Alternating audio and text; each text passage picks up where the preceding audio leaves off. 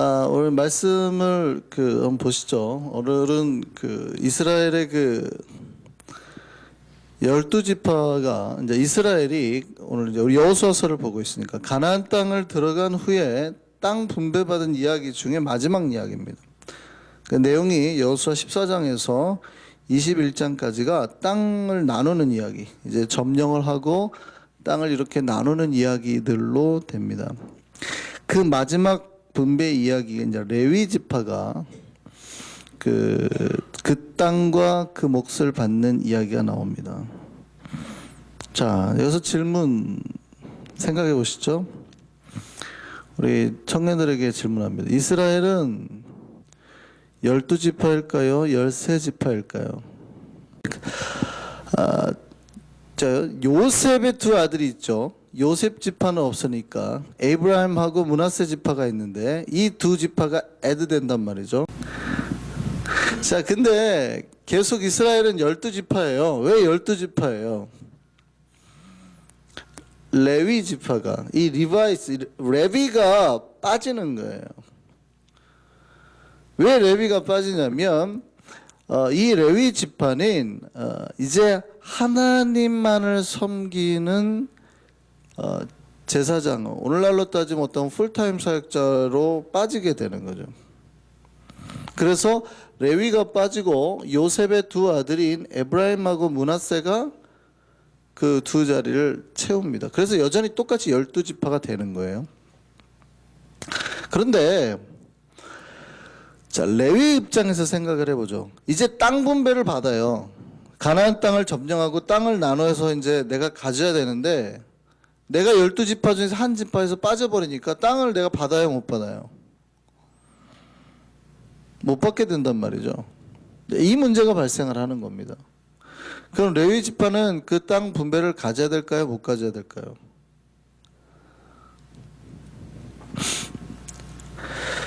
사실은 레위 지파도 그 땅 분배를 받습니다. 그런데 레위 지파는 이미 하나님 앞에 바쳐진 백성이거든요. 그러니까 따로 하나님께 드려요. 그래서 원래는 이스라엘의 큰아들은, 이스라엘 백성 중 큰아들은 다 하나님 겁니다. 가나안 땅에서 나올 때 이집트에서 나올 때 마지막 재앙이 큰아들을 죽이는 거잖아요. 그런데 이스라엘 백성들의 큰아들은 다 살려주거든요. 그래서 살아났지만 이스라엘 백성의 큰아들은 원래 하나님 거예요. 근데 영우기 같은, 만약에 아들이 하나인 집안은 그럼 영우기를 하나님 앞에 바쳐버리면, 영우기를 하나님 앞에 이렇게 하나님의 제사장이나 교회에서 일하는 풀타임 사역자로 교회에 바치면 집에 누가 일을 할 거예요? 아무도 없잖아요. 일할 사람이. 유진이밖에요. 그럼 어떻게 돼요?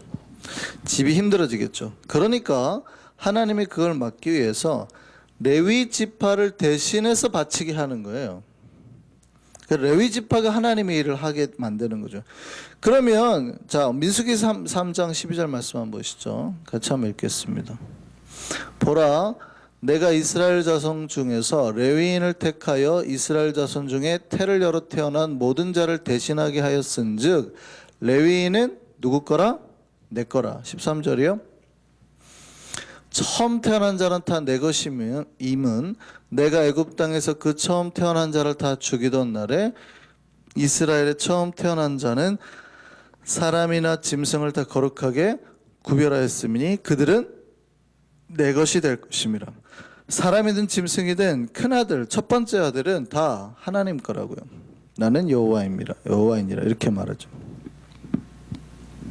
그래서 레위 지파는 더 이상 자기의 지파로서의 남지 못하고 12지파, 다른 지파를 대신해서 하나님 앞에 바쳐진 사람이 된 거예요. 그래서 12지파가 어떻게 가냐면, 레위 지파가 어떻게 가냐면 12지파에 레위 지파가 다 조금씩 흩어져서 12파트로 흩어져 가지고 그들에게 각자 이렇게 들어가게 됩니다. 들어가서 뭐 하는 거예요? 12지파의 신앙을 지키는 거. 오늘날에 말하면 12교회가 있다 그러면 하나님이 12교회에 다 목사와 전도사를 보낸 거죠. 레위 지파가 그 역할을 하는 거예요. 그래서 그들의 지파는, 레위 지파는 다 흩어져 버려요. 한 지파로서 남지 못하고 다 나눠져, 다 세퍼레이트 돼가지고 다 그들에게 보내게 되는 거예요. 그래서 그들의 신앙과 어떤 스피리추얼 어떤 상태를 돕고 하나님을 잘 섬기는 어떤 헬퍼로서 아니면 리더로서 그들에게 함께 하게 되는 거죠. 여기서 한번 생각해 볼까요? 자, 레위인은 이제 그러면 땅도 못 받았잖아요. 돈은 없어요. 레위인은 가난하게 살아야 돼요. 땅도 없고 땅을 분배를 못 받았으니까 12지파에 못 들어가니까 땅을 못 받았단 말이죠. 그러면 이들은 어떻게 살아야 돼요? 그냥 가난하게 살아야 돼요? 하나님은 그 레위인들을 지키기 위한 마지막 이 룰을 하나를 만드는 거예요. 하나님은 레위인을 12지파로 보내가지고 보낸 다음에 그 12지파에서 땅을 받아라 이렇게 말합니다. 그게 이제 오늘 사실은 본문의 이야기인데 민수기 35장 말씀 볼까요? 모세가 뭐라고 말했냐면 여호와께서 여리고 맞은편 요단강가 모압 평지에서, 그러니까 들어가기 전 이야기입니다. 모세에게 말씀하여 이르시되 이스라엘 자손에게 명령하여 그들이 받은 기업에서, 그들이 받은 땅에서 레위인에게 다시 그들이 살 수 있는 땅을 나눠줘라. 성들을, 도시들을, 그들이 살 수 있는 에리어를, 어떤 레지던스를 나눠서 주라는 거예요. 그 성읍들을 두르고 있는 조장을, 뭐 예를 들어서 필드를, 어떤 하나의, 여기 말하면 에리어죠, 뭐 1헥타 정도, 뭐 2헥타 정도를 그들에게 줘라 이 얘기예요. 그 다음에요 3절이요. 성읍들은 그들의 거처가 되게 하고 초장은 그들의 재산인 가축과 짐승들을 둘 곳이 되게 할 것이라. 그러니까 그들이 살 수 있는 12지파로서 따로 받는 게 아니라 각자가 받은 그 땅에서 레위인들이 다시 받게 하는 거예요. 그들에게 지파의 땅을 받게 하는 거예요. 이게 이제 레위인들의 땅이 되는 거죠. 민수기 35장에 이렇게 명령이 되어 있는 것을 오늘 본문 여호수아 21장은 그 얘기하는 겁니다. 레위인들이 제사장 엘르아살과 여호수아에게 찾아가지고 모세가 주라고 명령했던 그거 우리에게 분배해 주십시오. 그 얘기하는 거예요.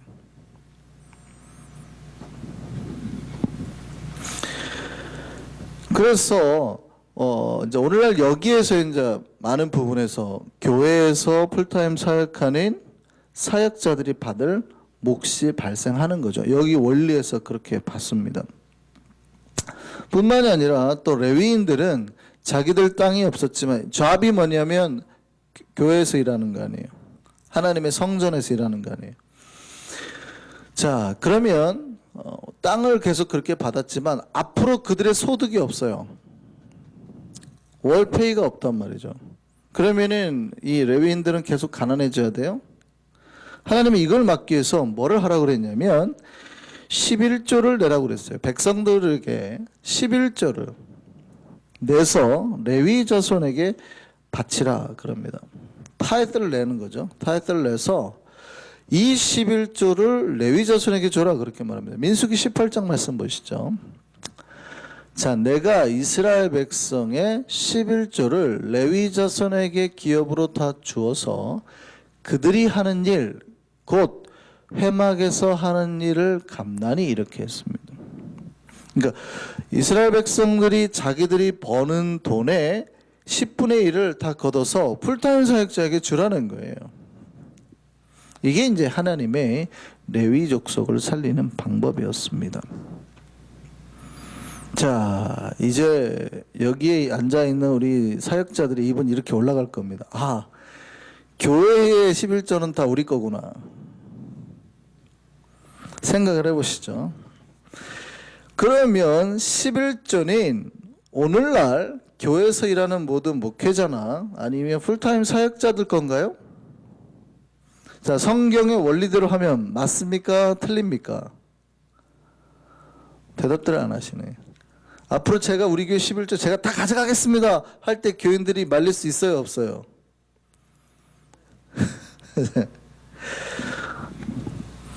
오늘날 간혹 그런 교회가 많지는 않습니다만 약간 이상한 교회 목사님 중에서 11조가 우리 거다라고 주장을 하는 사람들이 있습니다.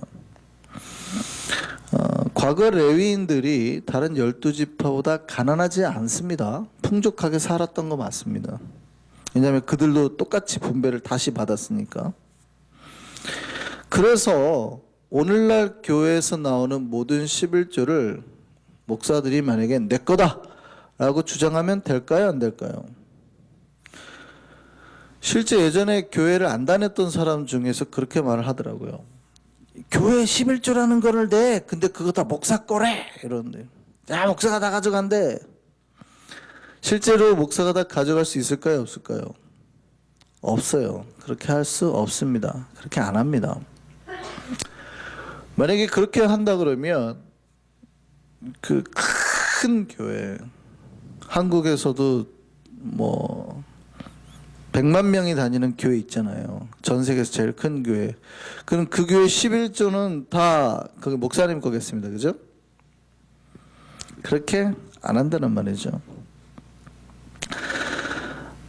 첫 번째 그렇게 못하는 이유가 우선 목사가 구약의 레위 족속이 아니에요. 구약의 레위 족속이 아니라고. 물론 굉장히 비슷한 부분이 있어요. 굉장히 비슷한 부분이 있으니까 목회자들의 몫을 그 원리에서 가져다 쓰는 게 맞습니다만, 그러면 목사가 완전히 레위 족속이냐? 그렇지 않다는 얘기예요. 뿐만이 아니라 그럼 11조를 다 목사가 쓰느냐? 성경이 그렇게 말하고 있지 않습니다. 11조는 목회자를 위한 것도 있지만 풀타임 사역자를 위한 것도 있지만 고아와 과부를 위한 목도 있다고요.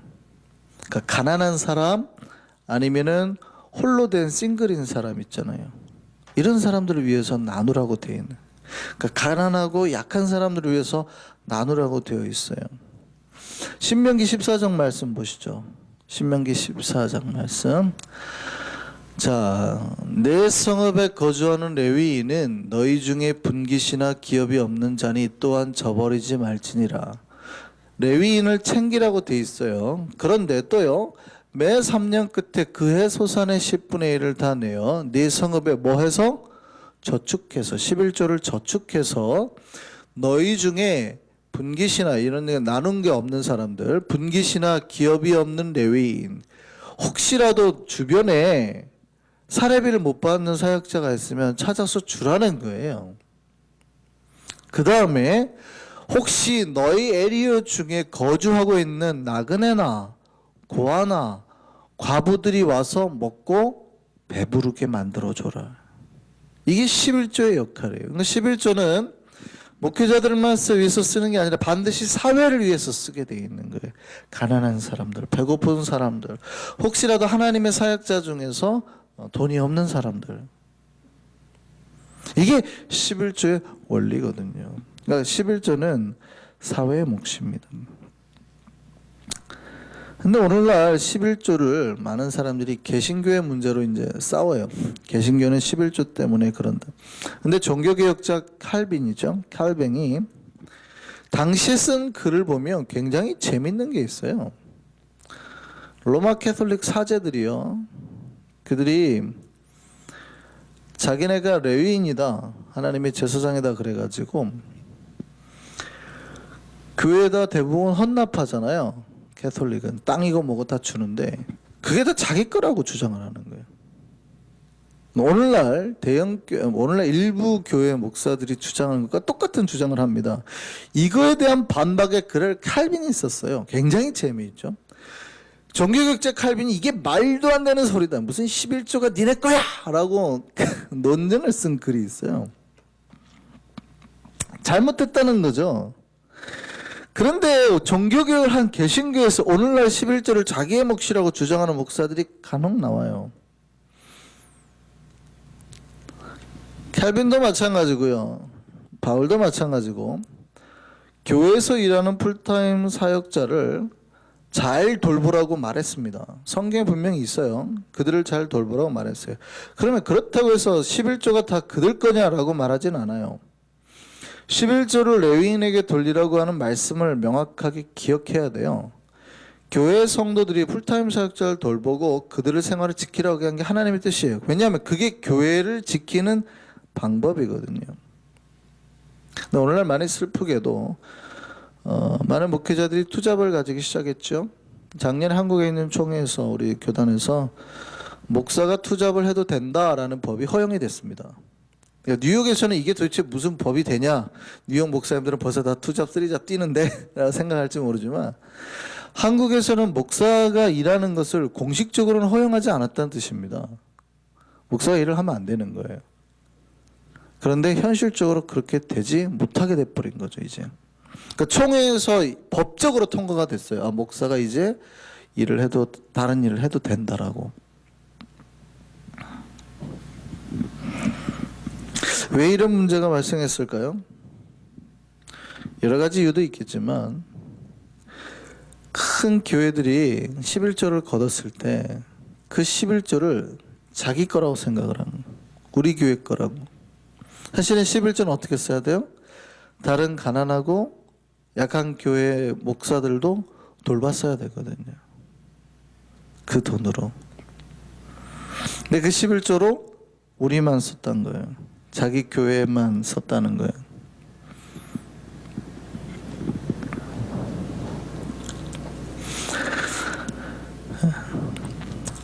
어쨌든요, 분명히 하나님께서 레위인을 잘 돌보라고 했습니다.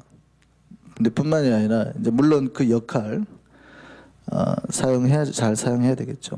어쨌든요, 자, 여기까지 하고 이제 다시 한번 본문으로 돌아갈까요? 여기서 그런데 왜 레위 지파는 12지파로 나눠서 들어가게 됐을까요? 첫 번째 이유는 뭐라고 그랬어요? 그들의 영적 상태를 잘 돕기 위해서. 그런데 또 다른 이유가 하나 있습니다. 뭐냐면 원래 이 레위가 야곱의 아들이잖아요. 야곱의 몇 번째 아들일까요? 자, 질문. 자, 레위는 야곱의 몇 번째 아들일까요? 큰아들 이름이 르우벤이죠. 둘째가 시므온이죠. 셋째가 레위예요. 그런데 이 야곱이 레위에게 뭐라고 예언을 했냐면 이렇게 예언합니다. 너는 저주를 받을 거다. 그리고 그 저주로 니네 지파가 다 나눠질 거다. 이렇게 저주를 받습니다. 그 이유가 있어요. 뭐냐면 시므온하고 레위가 세겜 족속을 하나님의 언약이라는 핑계를 대고 다 죽여버립니다. 우리 청년들이 이해하기 쉬우라고 제가 오늘 말을 굉장히 천천히 하고 있어요. 말을 빨리 하는데.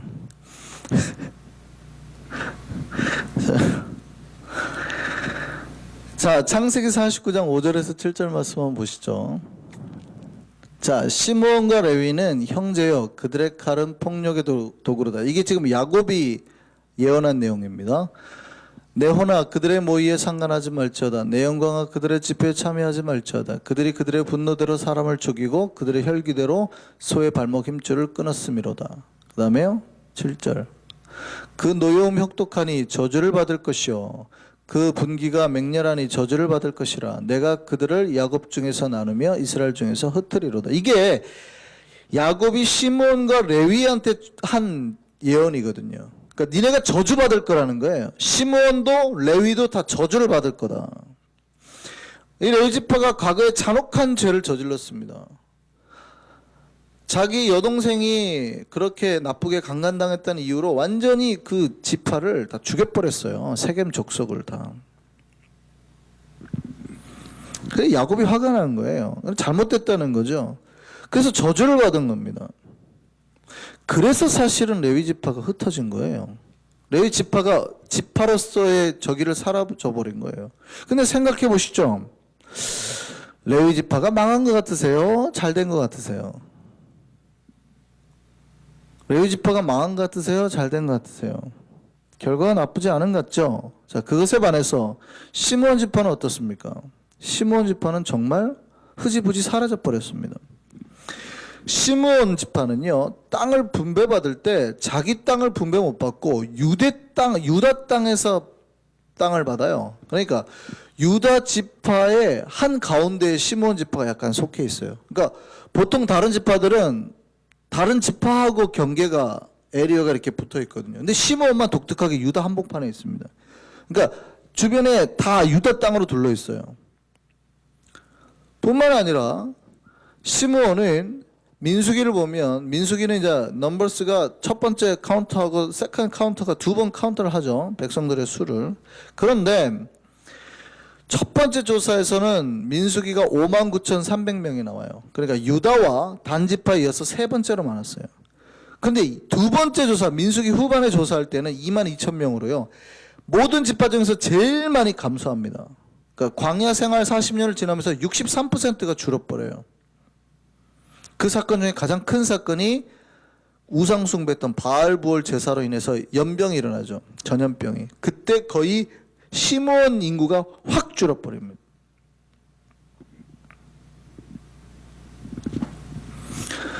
똑같은 저주를 받았어요. 민족이 흩어질 거라는 예언이 두 지파에 같이 있었다고요. 하나는 시므온이고 하나는 예언입니다. 두 지파에게 다 예언이 성취가 됐어요. 근데 한 지파인 시므온은 완전히 사라졌습니다. 그런데 오히려 레위 지파는 그 예언이 복처럼 느껴져요. 뭔가 잘 된 것 같단 말이죠, 더. 그 차이가 뭘까요? 누군가가 똑같이 하나님 앞에 잘못을 저지를 수 있습니다. 우리 인생이. 시몬이나 레위처럼 잘못을 저지를 수 있어요.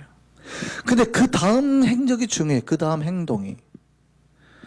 시므온은 계속해서 우상숭배에 빠집니다. 하나님 앞에 회개하려고 하지 않고 우상숭배를 빠집니다.